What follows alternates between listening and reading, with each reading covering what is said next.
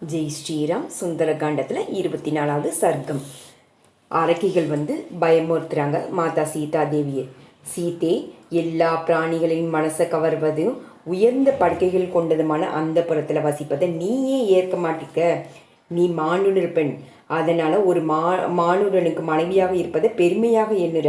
ராமனிடமிருந்து உன் மனசை திருப்பு. இனி ஒருபோதும் நீ ராமனுக்கு மனைவியாக இருக்க போறதில்லை. இந்த மூவுலக செல்வங்களை அனுபவிப்பவளும் அரக்கர் மன்னனுமான ராவனை கணவனாக ஏற்று இஷ்டம் போல திரிந்து மகிழ்வாய். அழகியவளை, நாட்டிலிருந்து துரத்தப்பட்டவனும் நம்பிக்கை இழந்தவனும் ஆண்மை அற்றவனுமான மானுடன் ராமனையே மானுட பெண்ணான நீ விரும்புகிற. தாமரை போல ஒளி வீசும் கண்களை கொண்ட சீத்தை ராட்சசிகளின் சொற்களை கேட்டு கண்களில் நீர் வழிய இப்படி சொல்கிறார். நீங்கள் எல்லோரும் ஒன்றாக சேர்ந்து சொல்லும் இந்த சொற்கள் உலக நடைமுறைக்கு எதிரானது. இது என் மனதிற்கு பிடிக்காதது. உங்களுக்கு ஏன் தோன்றல? மானுட பெண் அரக்கனுக்கு மனைவியாக முடியாது. எல்லோரும் உங்கள் இஷ்டம் போல் என்னை சாப்பிடுங்கள். என்ன நிகழ்ந்தாலும் உங்கள் பேச்சை நான் கேட்க போறதில்லை. என்னுடைய கணவர் எளியவராக இருந்தாலும் அரசாட்சி இல்லாதவராக இருந்தாலும் அவரே என் மதிப்புக்கு உரியவர்னு மாதா சீதா தேவி அரக்கிகளிடம் சொல்றாங்க.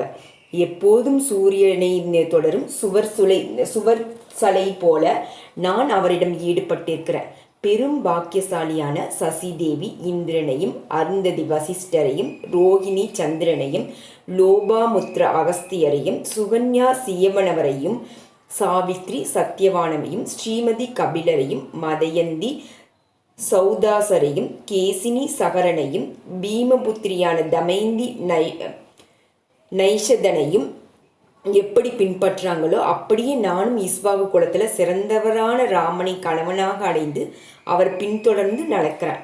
சீதையின் சொற்களை கேட்டு ராவணனால தூண்டப்பட்டவர்களும் கோபத்தால் மயங்கவர்களான ராட்சசிகள் கடுமையான சொல்லி அவங்க அதட்டுறாங்க மாதா சீதா தேவியை. மரத்தில் மறைந்திருந்த ஹனுமான் அரக்கிகள் சீதையை மிகவும் மிரட்டி பேசுவது கேட்டு வாயெடுத்து போனாராம்.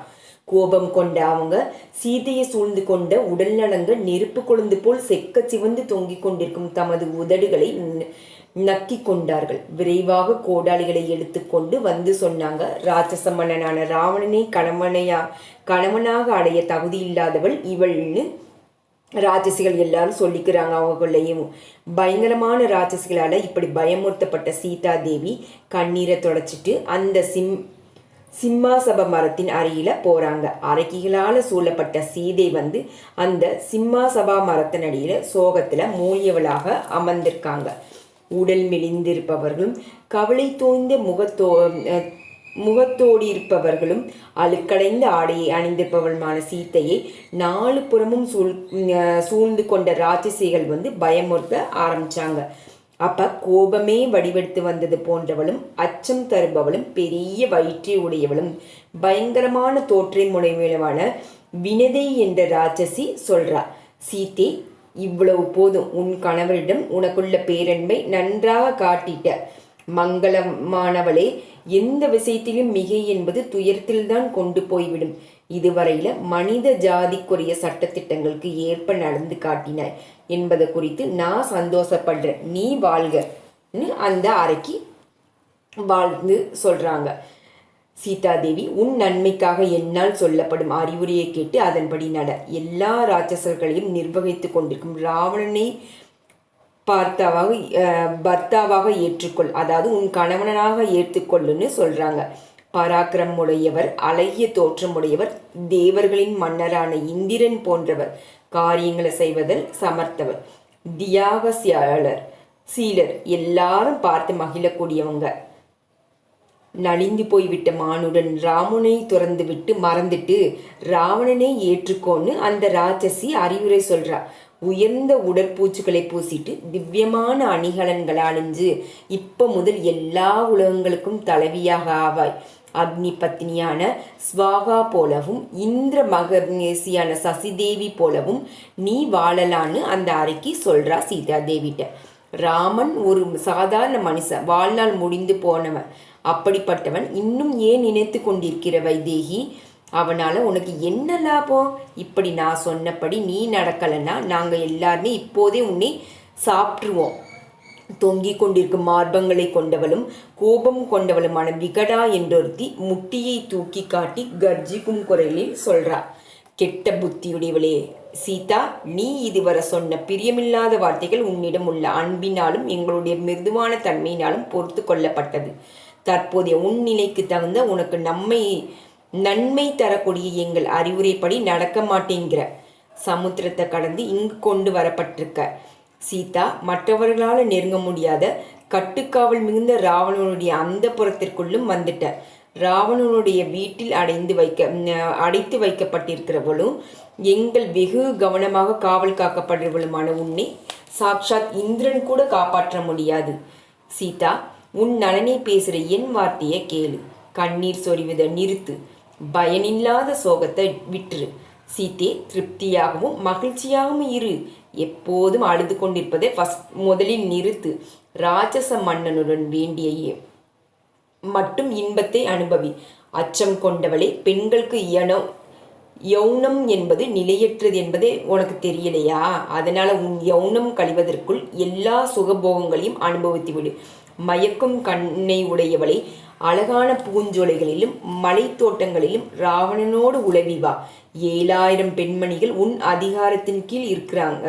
சுந்தரி, எல்லா ராட்சசர்களையும் தாங்குபவனான ராவணனை கணவனாக ஏற்றுக்கொள்.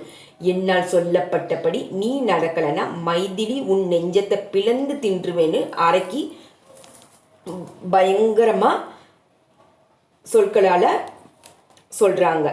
அதன் பிறகுதான் கோபத்தால் மதியிழந்த சண்டோதரி என்னும் அரக்கி பெரிய சூலத்தை சுழற்றி கொண்டு இப்படி சொல்றா, ராவணனால் அபகரித்து கொண்டு வரப்பட்டவளும் மான் போல சஞ்சலமான கண்களும் பயத்தால நடுங்கும் மார்பங்களையும் உடைய இவளை கண்டபோதே எனக்கு கருவூற்றிருக்கும் பெண்களுக்கு உணவில் ஏற்படும் பேராசை உண்டாயிருந்தது. இவளுடைய எக்ருத் என்ற மாமிச பிண்டத்தையும் மார்பின் இடது பக்கத்தில் உள்ள பிலிம் என்ற பசுமையான மாமிசத்தையும் அதற்கு மேலே உள்ள உத்பீடம் என்ற மாமிசத்தையும் நாடி நரம்புகளோடு இருதத்தையும் உள்ளே இருக்கும் குடலையும் தலையையும் கடித்து தின்ன வேண்டும் என்ற எண்ணம் தோன்றியது. அதன் பிறகு பிரகசை என்ற ராட்சசி வெறுக்கத்தக்க இவளுடைய கழுத்தை திருகுவோம். என்ன சும்மா உட்கார்ந்துருக்கேங்கன்னு சொல்றா. அதன் பிறகு மன்னனிடம் போய் அந்த மனித பெண்மணி இறந்துட்டான்னு சொல்லுவோம். அவங்க திண்டு தொலைங்கன்னு உத்தரவு அளிப்பார் என்பதில் சந்தேகம் இல்லைன்னு இந்த அரக்கிகள் எல்லாரும் சொல்கிறாங்க. மாதா சீதா தேவியை கொண்டு நம்ம எல்லாமே சாப்பிட்றலான்னு. அப்போ அஜாமுகி என்ற ராட்சசி, இதில் என்ன வாத விவாதம்? அது எனக்கு சரியாக படலை. இவளை வெட்டி சமமான உருண்டைகளாக செய்து நமக்கு பங்கிட்டு கொள்ளும்.